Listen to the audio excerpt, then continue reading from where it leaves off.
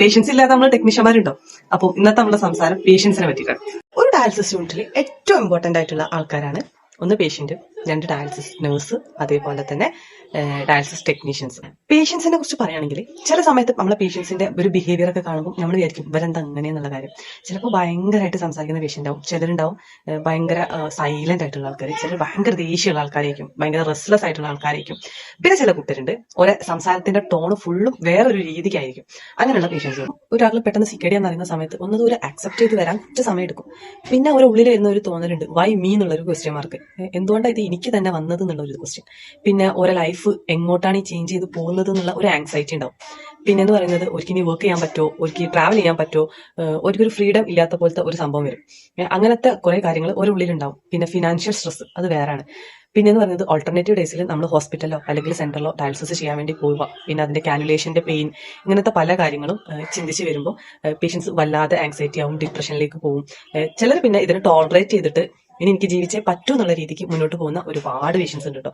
പക്ഷെ ഇങ്ങനെ അല്ലാത്ത പേഷ്യൻസും നമുക്ക് യൂണിറ്റിലുണ്ടാവും. നമ്മൾ അവരുടെ ഇൻടേക്ക് വല്ലാതെ കൺട്രോൾ ചെയ്യുന്നുണ്ട്. അതായത് ഒരു CKD പേഷ്യന്റിന് കൺട്രോൾ ചെയ്യേണ്ട കുറേ കാര്യങ്ങളുണ്ട്. ഫുഡും ഫ്ലൂയിഡും ഒക്കെ നമ്മൾ കൺട്രോൾ ചെയ്യുന്നു.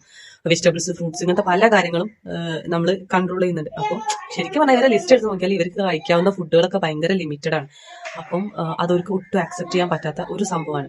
പിന്നെ എന്ന് പറയുന്നത് ഇവർക്ക് സോഷ്യൽ ആക്ടിവിറ്റീസിലൊന്നും ഇൻവോൾവ് ചെയ്യാൻ പറ്റുന്നില്ല. ഒരു ഫംഗ്ഷന് പോയി കഴിഞ്ഞാൽ അല്ലെങ്കിൽ ഇവരൊന്ന് ജസ്റ്റ് ഇവരുടെ ചില കാര്യങ്ങൾ ഇവർ വീടിന്റെ പുറത്തുനിന്ന് തന്നെ ചെയ്ത് കഴിഞ്ഞാൽ, നമ്മൾ വീട്ടിൽ സാധാരണ ചെയ്യുന്ന ചെറിയ ചെറിയ ജോലികൾ എപ്പോഴും വീട്ടിൽ തന്നെ അങ്ങനെ അടിച്ചു കുത്തിരിക്കാൻ പറ്റും. അതൊന്നും ഇവർ ചെയ്താൽ ആ വഴിക്ക് പോകുന്നവർക്ക് വരെ ഒരു ചോദ്യം ഉണ്ടാവും, നിങ്ങൾക്ക് ഈ അസുഖമല്ലേ, നിങ്ങൾക്ക് ഇത് ചെയ്യാൻ പറ്റുമോ? അതാണ് അവർക്ക് വല്ലാതെ ഒരു തളർത്തുന്ന ഒരു ക്വസ്റ്റ്യൻ. പിന്നെ ഇവരെ ഉള്ളിൽ വരുന്ന വേറൊരു കുറ്റബോധം പോലത്തെ ഒരു സംഭവമാണ് ഇവരെ ബൈസ്റ്റാൻഡർ അല്ലെങ്കിൽ വീട്ടിൽ ഇവരെ കെയർ ചെയ്യുന്ന ഒരാളുണ്ടല്ലോ, ഓരെ പറ്റിയിട്ടുള്ളത്. അതായത് ഈ ആൾക്ക് വേണ്ടിയിട്ട് ഓരോരോ ലൈഫ് സ്പോയിൽ ചെയ്യാണ്, ഓരോരോ ടൈം കുറെ സ്പെൻഡ് ചെയ്യുന്നുണ്ട്. അവർക്ക് ഞാനൊരു ബാധ്യതയാണ്, ഓരോ ഹെൽപ്പ് ഇല്ലാതെ എനിക്കൊന്നും ചെയ്യാൻ പറ്റുന്നില്ല, അങ്ങനത്തെ കുറെ ചിന്തകൾ ഇവരെ ഉള്ളിലുണ്ടാവും. അപ്പൊ നമുക്കാണെങ്കിലും വേറൊരാളെ ഡിപ്പെൻഡ് ചെയ്ത് നമ്മൾ നിൽക്കുമ്പോഴുള്ള ഒരു ബുദ്ധിമുട്ടുണ്ടല്ലോ, അതേപോലെ തന്നെ. പക്ഷെ അത് ഇവർക്ക് വല്ലാത്തൊരു കുറ്റബോധം പോലെ തോന്നും, ഞാൻ കാരണം മറ്റൊരാൾക്ക് ഭയങ്കര ബുദ്ധിമുട്ടാണെന്നൊക്കെ ഉള്ളത്. പിന്നെ വീട്ടിൽ ഫിനാൻഷ്യലി ആയിക്കോട്ടെ, അങ്ങനെ പല ഒരാൾക്ക് ഈ ഒരു അസുഖം വന്നു കഴിഞ്ഞാൽ ഫിനാൻഷ്യലി ആയിക്കോട്ടെ, ഫിസിക്കലി ആയിക്കോട്ടെ, മെന്റലി ആയിക്കോട്ടെ, പല തരത്തിലുള്ള ബുദ്ധിമുട്ട് അനുഭവിക്കുന്നുണ്ട്.